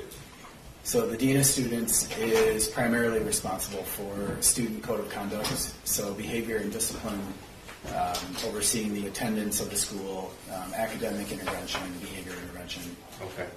So Mr. Hopkins just testified, and he indicated he was a counselor, whereas you are the Dean of Students. So would it be fair to say that you handled discipline, whereas he handled the student advocacy? Yes. Okay. As of November of 2021, how long have you been in that role? Just about 4 months. Okay, so you were hired for that school year in the fall of 2021. Correct. Now that's part of administration, is that correct? It's an extension of it, yes. Okay. Was James Crumbley's son a student in Oxford High School in November of 2021? Yes. Prior to November of 2021, did you have any interaction with James Crumbley's son? I did not know. I want to direct your attention to what's been admitted as People's 201. This is an email from November the 29th, 2021, 9:32 a.m. And the email reads, "Good morning. I had a student during the first hour, the defendant's son, who was on his phone looking at different bullets at the end of the first hour today as I was walking around the room passing out their essays. I didn't get a chance to investigate it a bit further since it was the end of the hour. Now that he's on my radar, I'm also noticing that some of his previous work that he's completed from earlier in the year leans a bit toward the violent side. I can bring down these things later today during my 5th hour prep if you would like them." So you and Miss Pamela Fine were both on that email? That is correct. Okay, and tell us, please, who's Pamela Fine? So Ms. Fine is the restorative practices coordinator and the anti-bullying coordinator for the school district. Okay. And tell us a little bit, if you know, what that role entails. Sure. So restorative care and anti-bullying across the district, she would be working with students to restore situations between two different students, a student and a teacher. It deals a lot with behavior, and so it's more of like, how do you fix or repair the situation? And so she often would collaborate with me on student discipline, and then the anti-bullying programming for the district would be like mentoring kids together to prevent bullying and to report it, when they see it, and it's more of a proactive approach. Okay. So correct me if I'm wrong, but it sounds like you, Ms. Fine, and Mr. Hopkins have separate roles, but sometimes they intersect. Absolutely, yes. Okay. Now, did you have any interaction with the defendant's son on November the 29th of 2021? I did not know. Okay, and tell me what happened after this email was received by you. So it was received by me when I was in a meeting that morning. So I wasn't made aware of it until after there was a meeting that took place between Ms. Fine, Mr. Hopkins, and the defendant's son. Okay, so by the time that you had read this email, that situation had already been addressed by Ms. Fine and Mr. Hopkins? That's correct. Okay. Did you have any follow-up emails, conversations, or any other interaction regarding the defendant's son or with the defendant's son on Monday, November the 29th? I did not know. I'm going to direct your attention now to Tuesday, November the 30th, 2021. This is People's Exhibit 203. This is from a teacher in the school. Email sent Tuesday, November 30th, 2021, 9:32 a.m. It's addressed to you and Mr. Hopkins. Reads, here's the photo I took of his paper in case you need it. Signed, Becky. And there's an attachment. Did you receive this email? Yes, I did. Okay, tell us about your interactions with either students or administrators prior to receiving this email with regards to the defendant's son. So I had received this email after I had alerted Mr. Hopkins to the worksheet because this teacher brought a photo of that. Okay, let me back up just a Sure. little bit. So before this email was received by you, did you have a conversation with the teacher regarding the defendant's son? No, I did not. Okay, so tell me how it is that you became aware of this math worksheet. So the morning of November 30th, 2021, I was in my office when Miss Morgan, who is the teacher that sent this email, came down to our front office looking for anybody that she could speak with about a student that had drawn some inappropriate things on a worksheet. And you were there? I was the only one available at the time, yes. Okay, and tell me about that interaction, please. So she entered the threshold of my office door and said she was just looking for somebody to report something, and so I had waved her into my office, and she had stated that there was a student that had drawn some inappropriate things on a worksheet, and then she proceeded to turn her phone around and show me a photo of the said worksheet. Okay, so this is Exhibit 130. Do you recognize this? I do, yes. And how do you recognize it? That's the photo that was on her phone. Okay. And so she turned her phone around and showed you this? Yes, that's Okay. correct. And tell me what happened next, please. So I briefly read the statements and looked for a name in the corner and noticed that it was a name of the student that had been in the meeting with Mr. Hopkins and Ms. Fine from the day before. Okay, so you looked at the worksheet. What stood out to you when you first saw it? The phrases that were written on there, Specifically, which ones? the thoughts won't stop, help me, the world is dead. Okay. What happened next? My response to her was, I need to get his counselor. And her response to me was she needed to return to class. Okay. So she went back to class? Yes. And then what did you do? I walked down to the counseling portion of our front office to alert Mr. Hopkins. Okay. And tell us about the interaction you had with Mr. Hopkins. Sure. So when I arrived to his office, before I even mentioned anything, he brought up the defendant's son in sort of a question form, and my response to him was, yes, how did you know? And then he proceeded to share with me that he had received an email that morning regarding that student and thought that that's why I was there at his office. And then I had shared with him that I had just been shown a photo from Miss Morgan. Okay. And kind of explained what I had saw on the worksheet, and he immediately stood up from his desk and said, I'll go retrieve him from class. Okay, so he received a different email the morning of November 30th than the picture Yes. that you were shown. Yes. Okay. Now, when you saw this picture, were you considering this in the realm of student discipline? Not at all, no. Okay, I so was you- more concerned that there was a mental health concern. Is And that so- why you decided to get his counselor involved? Yes, that's correct. Okay. So after you shared what you learned with Mr. Hopkins, he went and retrieved the student back to his office? Yes. Okay, and tell us what happened next, please. So I waited in Mr. Hopkins' office for him to return with the student, and he came in and sat down and began to kind of talk through what was going on that led him to write those things on his worksheet and draw some characters on there. And the defendant's son repeatedly made sure that we were aware that he understood why we needed to do this and that it made sense and that he understood how bad it looked. Okay. Did you lead that interaction with the defendant's son, or did Mr. Hopkins? Mr. Hopkins did. And why is that? As the school counselor, therefore, looking into a potential mental health concern, that would be his responsibility. Okay. Did your perspective, based upon the information that you were told, ever change from a mental health lens versus a discipline lens? It did not, no.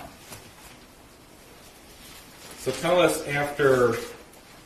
what happened next after the defendant's son went through the drawing of Mr. Hopkins? So he had sort of explained that he was interested in video games and that part of those the drawings on there were him trying to get into graphic design, which led into a little bit of a conversation about how there could be potential avenues during his time at Oxford High School to delve into that deeper with some other programs. And then he kind of leaned in more towards the statements that were written on there and talked about how those didn't necessarily explain the video game aspect. And then I listened to the defendant's son speak about him feeling sad lately, Okay. which in a high school is not that unusual. Were you involved in the decision to contact the parents of the student? I was there for it, but Mr. Hopkins had mentioned that we were going to reach out to his parents. Okay.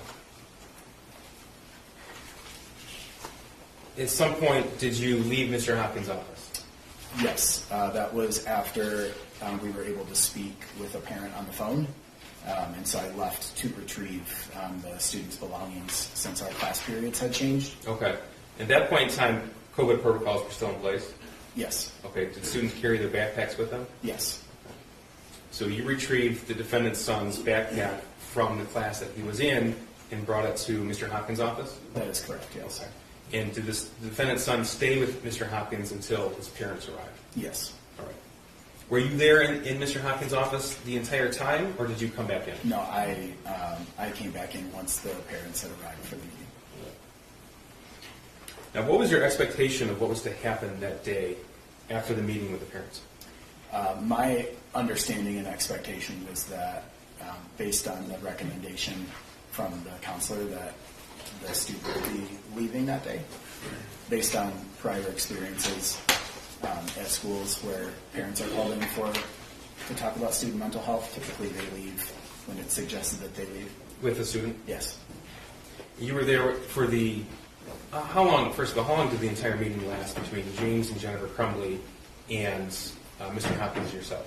I was there for 10 minutes of it, and there had been maybe 3 or 4 minutes prior to my arrival. Okay. I'm not sure if they waited for me to start or if they had already begun, but I know that I arrived a few minutes after they did, after I was alerted that they had arrived. So were you there when Mr. Hopkins explained his concerns about the drawing? Yes. Okay. Now, he just testified, so I don't need you to go through everything he said, but do you recall if James Crumbley said anything? During the meeting? Yes. He did. He expressed concern for his son, that he knew, or he reminded his son that he could always speak to him about stuff, and that he had a journal that he could write stuff in if he was feeling frustrated or going through something. Now, as a dean of students, when are you permitted to search students' personal belongings? So when I have a reasonable suspicion that the student might have something illegal or something that's not allowed at school, and so there needs to be some sort of sign, like a report from somebody. Oftentimes kids will be seen with it, or they'll be showing whatever the things are that they've brought to school they're not supposed to. There needs to be some type of a suspicion or alert that I have that will allow me to do that. And so in this situation, there wasn't something that alerted me that indicated I needed to. Okay, and why not? Nothing that he said, nothing that he, none of the behavior that he exhibited when I returned with his bag indicated that. There wasn't any suspicion that I had at the time that allowed me to believe that I needed to do that. At any point were you informed about the defendant's son's access to weapons? I was not, no. Okay. Were you given details by either James or Jennifer Crumbley about the words and drawings on this exhibit? I was not, no. Thank you. Nothing further. Thank you, Your Honor. Good morning. Good morning. Prior to becoming the Dean of Students at Oxford High School, you worked in various schools and school districts. Is that correct? Yes. For most of your career, in fact, you worked with at-risk students. Yes. Normally, that includes students with some sort of academic or behavioral problems. Yes, that is correct. In fact, your role at Oxford High School, you testified today, primarily you dealt with the code of conduct, Yes. Behavioral and academic intervention, Yes. and issues with attendance. Yes. You had not had contact with Mr. Crumbley's son until November 30th of 2021. That's correct. So, as far as you know, once you became employed by Oxford High School, there were no behavioral issues with Mr. Crumbley's son? There was not. No academic issues? No attendance issues? No. You learned on November 29th of 2021 that Mr. Crumbley's son was looking at bullets on his phone in class. Yes, that is correct. But once you had been made aware of it, or once you learned of it, you learned that that had already been handled by Mr. Hopkins and Ms. Fine. Is that correct? That is correct. So you didn't do anything else with anything that day? No. Okay. I didn't need to do anything further based on the fact that Ms. Fine and Mr. Hopkins did everything that I would have done in that situation. Okay. So you didn't see any need for additional discipline or any additional intervention or anything like that, correct? That's correct. On November 30th of 2021, you were advised by one of Mr. Crumbley's son's teachers that he was writing inappropriate statements on his on a math assignment. Yes. You were quickly shown a picture of the assignment on a cell phone, if you recall. Yes. That is You correct. didn't look at it very well, correct? No. You saw that there were drawings, Yes. but you didn't see necessarily what all the drawings were. Is that fair? That's fair, yes. You did see the words blood everywhere, Yes. but you didn't see much beyond that. That's correct. To you, the words on the page were more concerning than the drawings themselves, right? I would agree with that, yes. And that's because sometimes kids in high school draw violent things. Absolutely, yes. That's not abnormal. That's not abnormal. You felt that what was on the paper was not appropriate for school, is that correct? Yep, I would agree with that. But that it wasn't in and of itself concerning. Yes. And that you didn't see it as a threat to anybody. That is correct. You didn't see a correlation of violence with the drawings on the paper? I did not know. Again, Mr. Crumbley's son had no prior disciplinary history, He did not know. no prior bad behavior. He did not. He was a pretty average student. He was, yes. He'd only missed one class that year. I can't speak to that. You said you dealt with attendance, so that's why I was asking. Sure. So you're not aware of his attendance I'm not history? aware of specifically his attendance. Okay. He had none of the typical early indicators that there would be an issue of concern other than these isolated incidents from November 29th and November 30th that you were aware of. So I'm just going to object to the form of the question. Typical indicators. This witness can testify regarding code of conduct and discipline, but that's it. Yeah, unless he is able to testify about what a typical indicator would be by his experience. And I can ask him that, Your Honor. Based on your experience dealing and your education and training with at-risk students and for your position as the Dean of Students, there are what you would consider early indicators of potentially concerning or threatening behavior. Is that fair? I would say that's a fair statement. Some of those include prior disciplinary history, Yes. prior bad behavior by the student, Yes. issues with grades, Yes. issues with attendance. Yes. Okay. So, knowing all of that, none of those, what I'm calling early indicators, were present other than the 2 incidents that you were aware of on November 29th and November 30th of 2021. As far as I was aware, yes. You sat in on the conversation between Mr. Hopkins and Mr. Crumbley's son on November 30th of 2021. Yes, I did. And that was before Mr. Crumbley and his wife got to the school. That's correct. Based on the information that you had at that time, you did not believe that Mr. Crumbley's son posed a threat to anyone. That's a fair statement, yes. You were even less concerned after you confirmed some of the information that you'd learned from Mr. Crumbley's son with Mr. Crumbley's wife. Yes, after she had confirmed all the information he shared with us, my concern from a discipline standpoint was pretty much lowered all the way to none at that point. Okay. And you said all of the information that he had shared with you. And we've heard some about that, but I just want to confirm. That was about the losses that he'd experienced in 2021, correct? The loss of a family member?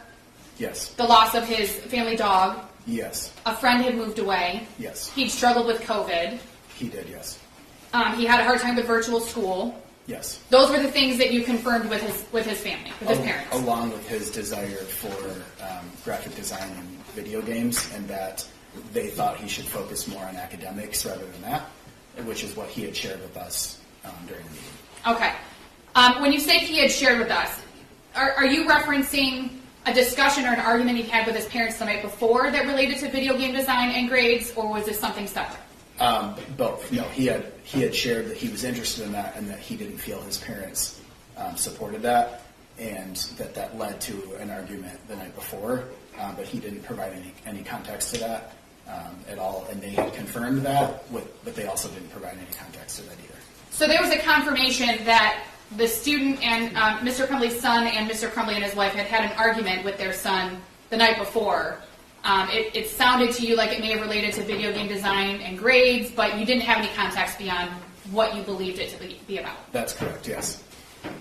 Now, obviously, during these meetings, you expect for a student's parents to give you information about things that they are concerned about, correct?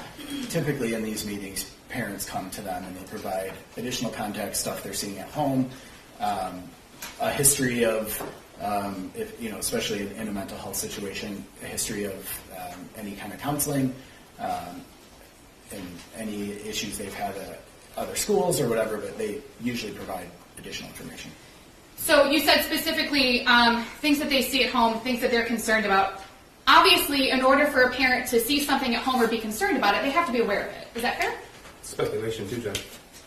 I don't know how a parent could be concerned if they're not aware of something. The Dean of Students can't testify as to how a parent would be aware of something at home in a meeting, not even specific to what we're talking about here. Actually, my question was different, Your Honor. My question was, he would expect that, or it's his belief, that if a parent is concerned about something, then they're aware of it. Well, then it's a lack of personal knowledge. Mr. Ejak was the Dean of Students in Oxford High School in November of 2021, in charge of discipline and code of conduct issues, Judge. Mr. Hopkins was the counselor. He's already testified. Okay. I think are you asking him if the parents aren't aware of something, they're not aware of it? Kind of, Your Honor. Obviously, and I can ask my question differently and see if it makes it a little more simple. All right. Mr. Ejak, based on your experience, your education and your training, and just your knowledge in general of you're a human being, if someone doesn't have knowledge of something, they can't talk about it. Is that fair? Does that make sense to you? I would say that's a fair statement. So we can't talk about things we don't know about. Would you agree with that? Yes. Obviously, James Crumbley can't tell you about things he may not be aware of. I'm sorry. Yes.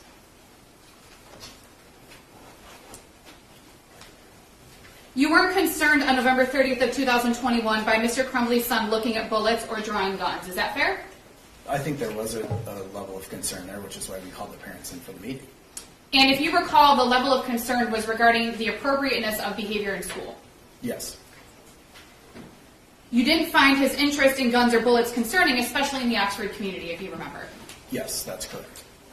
You've had students draw guns on papers in the past. Yes, that's correct. In fact, students in Oxford, not all of them, I'm not saying all students in Oxford, but there are students in Oxford who have guns in their home. Yes. You know that there are students in Oxford who handle firearms. That's a fair judgment. Okay. Statement. You would agree that it's not unusual No, it's not unusual. in that community. In that community, yes. I'm not asking you to speak about any other community, but in that community, it's not unusual for students to handle guns. That's correct. When faced with a situation where a student has drawn guns on papers, you typically use your education and training to assess the risk. As far as a discipline standpoint, Discipline or otherwise, whatever your role is in that assessment. yeah, so my role would be to look for any violation of our code of conduct. And so that by itself, the drawings on the worksheet, don't violate a code of conduct. And a violation of the code of conduct would also encompass any sort of a threat to other people. Is that fair? That's a fair statement. So as part of your assessment, you're also determining whether or not there's a threat. I'm determining whether or not I need to alert somebody to something that could potentially be a threat. And in this situation, you didn't make that alert. Is that fair? That is correct. There wasn't any information that led me to believe there would be a reason to alert somebody else. And part of your assessment is, again, looking at those typical early indicators that we talked about, whether there's a history of violence, correct? That's correct. A history of discipline, That is correct. bullying behavior. That is correct. You look to see if there's a direct threat. That is correct. If those things are not apparent, if those things are not present, then it's just a student who drew a gun. Is that accurate? That's pretty accurate, yes. You were part of the meeting after Mr. Crumbley and his wife arrived. And let me go back a little bit. So you sat in on the meeting between Mr. Hopkins and Mr. Crumbley's son, correct? That is correct. If you know, that meeting lasted approximately 90 minutes. I don't remember. Okay. You left that meeting at some point. Yes. Then you came back once Mr. Crumbley and his wife arrived. So I left the meeting to retrieve his belongings, the students' belongings, and returned back to the office and then left again until the parents arrived. Okay. You entered Mr. Hopkins' office after Mr. Crumbley and his wife arrived in Mr. Hopkins' office. That's correct. You saw that Mr. Crumbley was seated next to his son, Yes. which that's was directly across the desk from Mr. Hopkins. Yes. It was your perception that Mr. Crumbley was showing care for his son, Yes. that he reassured his son that he can always talk to him. Yes. You mentioned something on direct with the prosecution about a journal, Yes, I did. and you seem to recall that Mr. Crumbley made reference to a journal. He did, yes. You don't recall Mr. Crumbley saying the one that you always keep with you? I don't recall that, no. He didn't say anything like the one that's in your backpack, I don't recall. specific colors, I don't remember. how long he's had it. I don't remember. There were no specifics about anything about a potential journal. Not that I can recall. So to your knowledge, you don't know if there was one journal or 15 journals. Is that fair? I can't speak to that, no. Right, you have no knowledge of that. Is that fair? Yes. After meeting with Mr. Crumbley and his wife, you felt that they were receptive of getting their son help, as was suggested by Mr. Hopkins. Yes. You and Sean Hopkins did not insist that it be done that day. Now, I'm going to clarify, because I know that Mr. Hopkins indicated that he preferred that it would be done that day, but neither of you said, you need to take him today, and you need to go get him help right now, and if you don't, there's going to be a problem. What Mr. Hopkins had stated was that they needed to find him some counseling as soon as possible that day, if possible. And that he was That he going would be following up within 48 hours to ensure there was something secured for the student. and that was going to be my next question, that he was going to follow up in a couple of days, 48 hours. Yes. And in fact, you didn't feel in that meeting that Mr. Crumbley's son was in need of immediate care based on your education and training and perception and the knowledge that you had in that meeting. I can't speak to that. In no way did you feel that Mr. Crumbley was being neglectful of his son. No, I did not. You felt that Mr. Crumbley showed the appropriate level of emotion with his son in that meeting. Objection is, he can't speculate as the appropriate level of emotion. It's the dean of students regarding code of conduct. November of 21. Speculation. What, is there anything odd about his interaction with his son? I wouldn't say there was anything odd. Okay. You also didn't find it strange that Mr. Crumbley and his wife did not take their son home that day because there was no reason for him to go home that day. Is that correct? As far as the discipline goes, no.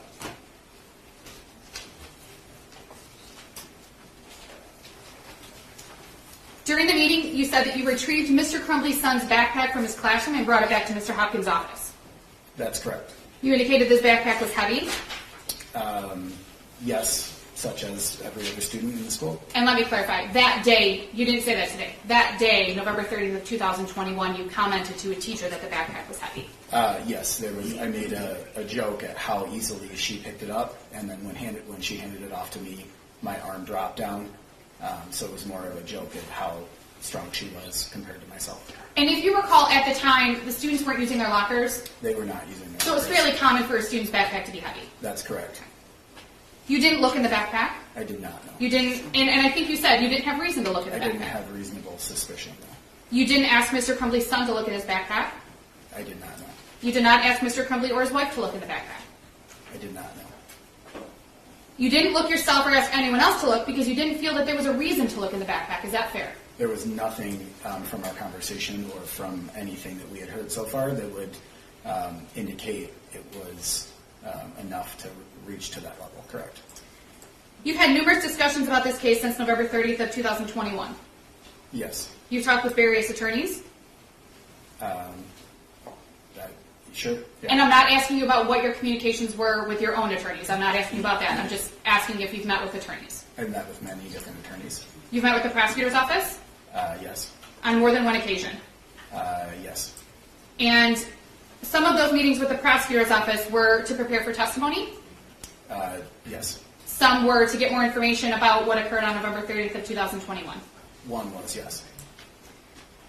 You learned through some of those meetings that there was no indication that there was a handgun in Mr. Crumbley's son's backpack. Can you restate that? Sure. You learned through some of the meetings with the prosecutor's office that there was no indication that there was a handgun in Mr. Crumbley's son's backpack while he was in Mr. Hopkins' office. Object to the form of the question. Yeah, what do you mean? What do you mean? Can you restate that? Yes. I will be more clear. Do you recall testifying in September What are of... you referring to, counsel? There was testimony in September 14th of 2022 that relates to this. If you'd like, we can approach to talk about it for you. I think we should.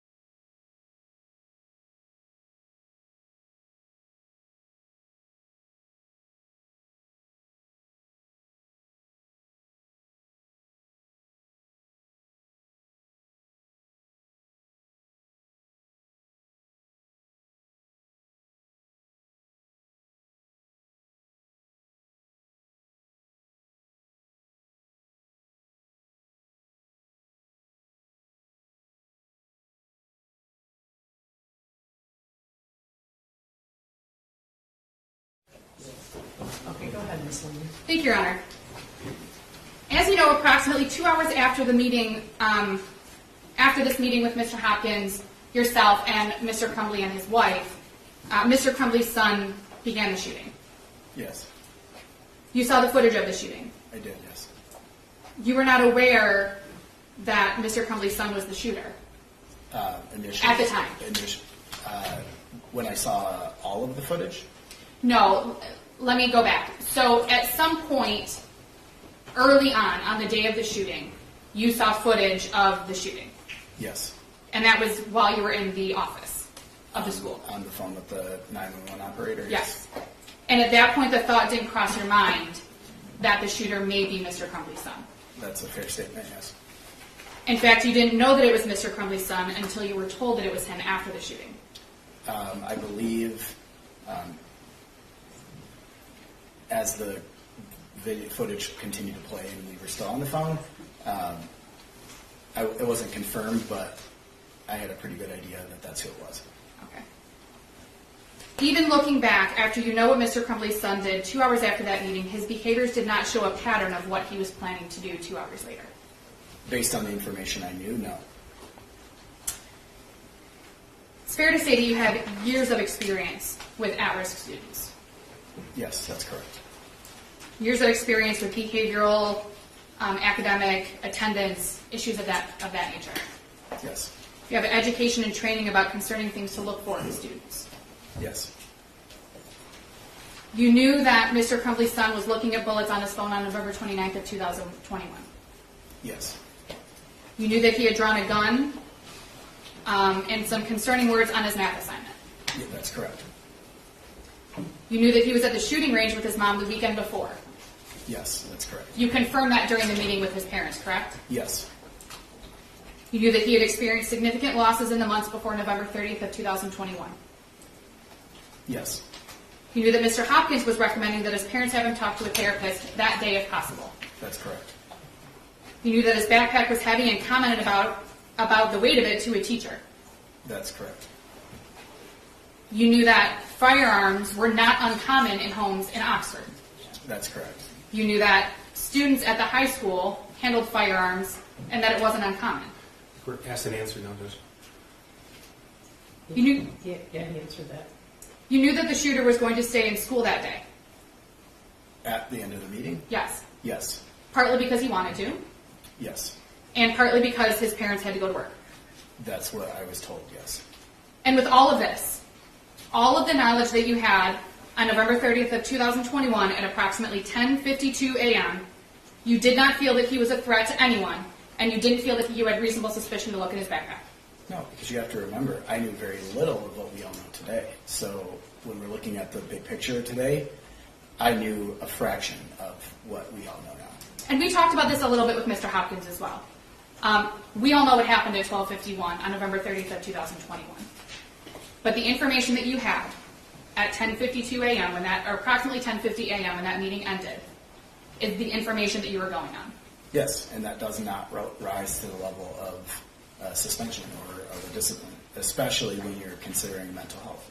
And it doesn't. That supersedes any type of minor discipline or behavior violation. So, and Mr. Hopkins talked about this a little bit. Looking in hindsight, there's more information. Yes, we now know there's a lot more information. You might look at things differently looking in hindsight. I would 100% look at things differently. But the information that you had on that day, at that time, is what led you to make the decisions that you made and feel the way that you felt about the situation that you were presented with in Mr. Hopkins' office. That's a fair statement, yes. No further questions, Your Honor. Read that. Thank you. Briefly, Mr. Ejak, let's talk about the information not shared with you at 10:52 a.m. on November 30th, 2021. Okay, so you formed your belief that you did not have the requisite level of suspicion to search the shooter's backpack based upon what you were told. Is that right? That is correct. Okay. Did James Crumbley tell you that he had bought his son a 6-hour 9mm firearm 4 days before that meeting? He did not. Okay. Did anybody, either his son or his wife, tell you that? No. Did his son tell you that, or did James Crumbley tell you that his son had been begging for a 9mm handgun? No. Did James Crumbley tell you that he actually got him a different firearm in June of 2021? No. Did James Crumbley tell you that the details and severity of his son's friend being taken from him at the beginning of the month? No. Now, you indicated that as far as a discipline standpoint, your belief was that the mental health concerns would override. Yes. So tell me about that. So when you have a student who is being seen for mental health, and there also are some minor violations, this being the second day of insubordination, essentially, the mental health concern is what takes precedence because you want to build that relationship with the student and let them know that it's a safe space, and you don't want to follow it up with some kind of a negative interaction, such as a discipline. Is that one of the reasons why Mr. Hopkins led the meeting? Yes. Did your lens ever change from mental health to discipline? It never did, no. And is that based upon the information that you learned that day? Yes. Did James Crumbley ever tell you that the 6-hour 9mm handgun that he bought for his son was kept unlocked in the home? No. You were asked about certain indicators in your experience when you consider discipline. Is access to an unlocked firearm, is that an indicator? Yes. Is that something to consider, had you known that? It would be something to consider. Okay, but that information was not shared with you. No, it was not. Now, just so we're clear, sir, the information that you and Mr. Hopkins were told on November the 30th, that information wasn't shared with anybody else in the administration, is that correct? That's correct. Okay.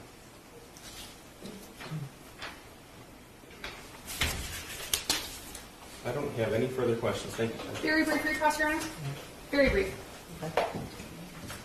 Mr. Ejak, you don't know whether James Crumbley knew that his son had access to a firearm that was in the home. Is that correct? You don't know whether James Crumbley knew. So the question was he told that? I don't know how he would know what the defendant knew. He Unless testified he was told. what he was not told, Judge. That was the question. Yeah, he said he wasn't told, but I don't know how he would know what your client knew unless he had a conversation like that. Thank you. You don't know whether Mr. Crumbley's son had expressed any sadness over his friend moving to his parents, based on the information that you had on November 30th. Can you say Yes, that? it was kind of a Are you convoluted asking question. whether it was discussed in that meeting or? Whether Mr. Ejak knew that Mr. Crumbley's son had expressed any of this sadness that they had identified to his parents prior to that meeting. Do you know if he did? I'm not sure what you're trying to ask. I'm sorry. Yes. Do you know if James Crumbley was aware of this sadness that you all had identified during this meeting with Mr. Hopkins? I do not know. No further questions, John. Was the information that was shared from Sean Hopkins regarding the emails that he received? Yes. Okay. And he went through the drawing with James and Jennifer Crumbley? Yes. And at no point did James or Jennifer Crumbley ever say that the firearm purchased 4 days before mirrors the firearm drawn on that math worksheet? They did not. Thank you. Nothing further. Right, you can step down and excuse. Your lunch is in.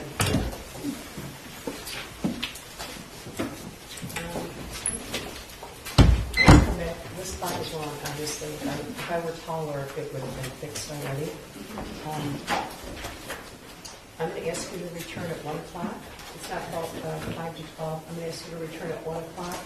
In the meantime, I'm going to ask you not to discuss the case with each other or anyone else. Don't look at any news media.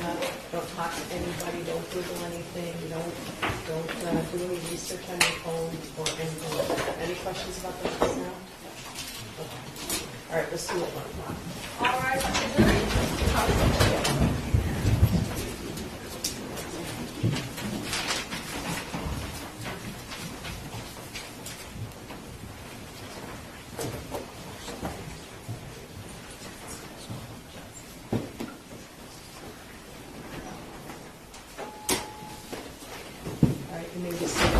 Who's the next witness? We're going to find out. I just spoke with counsel about that, and we'll let her know as soon as we know. Okay. Thank you, Joe. I'll see you at 1 o'clock. Thank you, Your Honor. Thank you.